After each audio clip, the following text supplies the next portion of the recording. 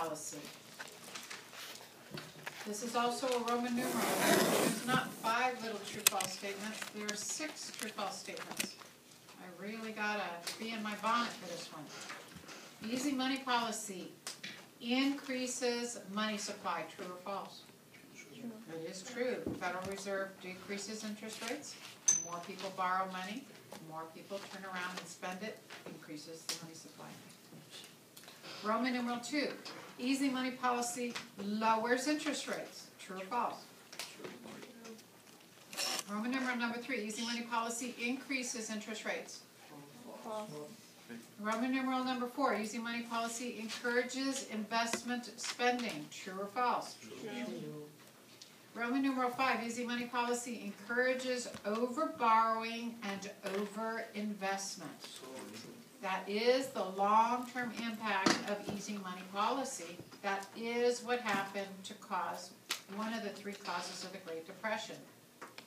Interest rates go down, people borrow somebody else's money, they turn around and spend that money with little risk to themselves and a lot of risk to that money.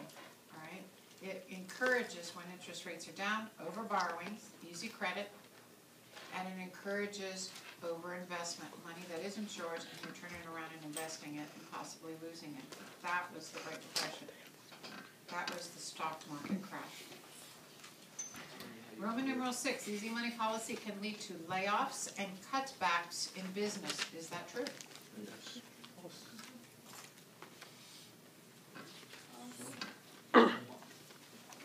That is false, ma'am. That's false. What was the false? Explain yourself. Easy money policy can lead to layoffs and cutbacks in business. True. It's false. It's true. Think about an earlier prompt. That's false. Think about an earlier prompt. It says easy money policy encourages over-borrowing and over-investment, which is the negative impact of easy money policy. Why then wouldn't you take it one step forward and say, it could also lead to layoffs and cutbacks, which is a true statement. I told you. All right. Number 77, macroeconomic policy. Way early on in economics, I do believe it was the beginning, it was chapter 4, talked about micro, might have been also chapter 2, microeconomics, and you had the definition. You can actually look that up.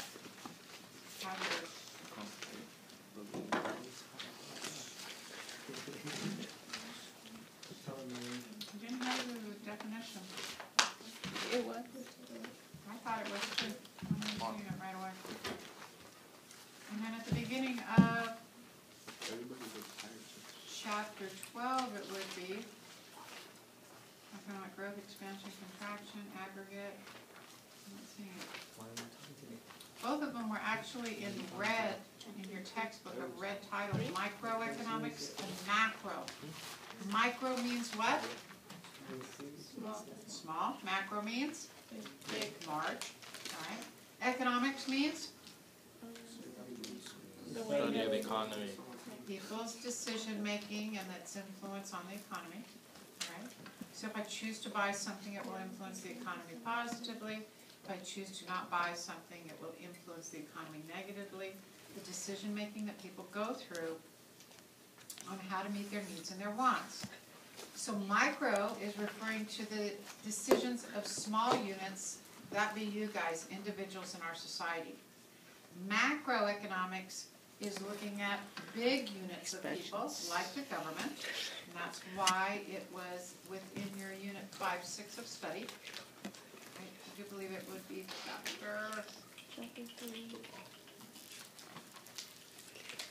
13 was probably introduced. Chapter 12 or chapter 13. All right. Macroeconomic policy. Choose from the following statements that are true about fiscal policy. Who runs fiscal policy?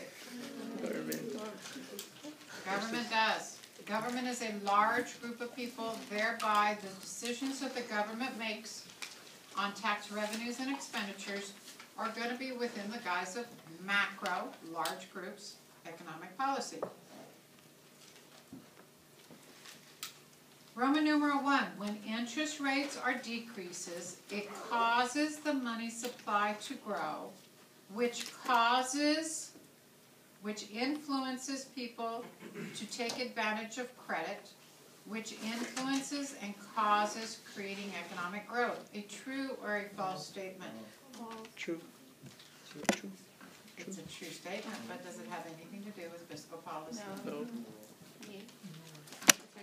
The prompt says choose from the following statements that are true about fiscal policy. So Roman numeral 1, while a true statement, is not true about fiscal policy. Roman numeral 2, the president returns tax money in the form of a $200 check. This causes economic growth. True or false? It is true, and it has everything to do with fiscal policy. The president is one of the three branches of the government. Roman numeral 3, when interest rates are increased, it causes the money supply to contract, which causes people to use less credit, which then causes a decrease in economic growth. True or false? True. False. It is false pertaining to fiscal policy. You're absolutely correct. It is a blatantly true statement if we're referring to monetary policy. All right? I told you I was going to get tricky. Roman numeral 4, income taxes are increased, which causes people to bring home less money. True or false pertaining to fiscal policy? True. True. You're good. You downloaded stuff. Government spends more money on public schools and anti-poverty programs to meet the needs of the people, which causes economic stabilization. True. False. True or false? Pertaining to fiscal policy. Is that false? Is that false?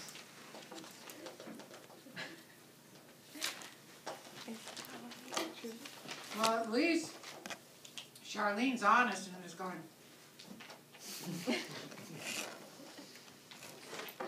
what say the rest of you? It's an educating grade. It's a true statement. Yeah, That is actually the goal because I'm trying. of your anti-poverty program, is to cause a stabilization in the economy, prevent it from going down.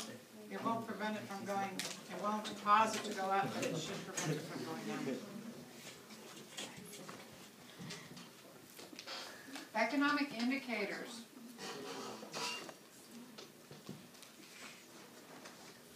I think those showed up in chapter 15. You might want to check. I know we did those in class and we gave the examples of economic indicators. Actually, it was probably chapter 12. Chapter 12. So you might want to turn to chapter 12 and highlight economic indicators, saving you time tonight doing that.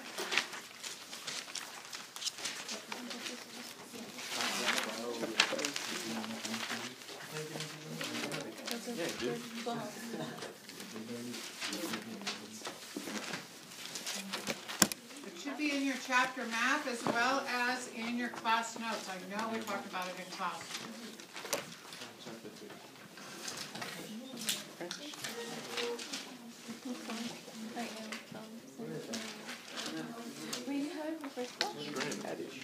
What's an economic indicator? Well, before we give examples of economic indicators for which you are correct, what is defined economic indicator? Indicates jobs.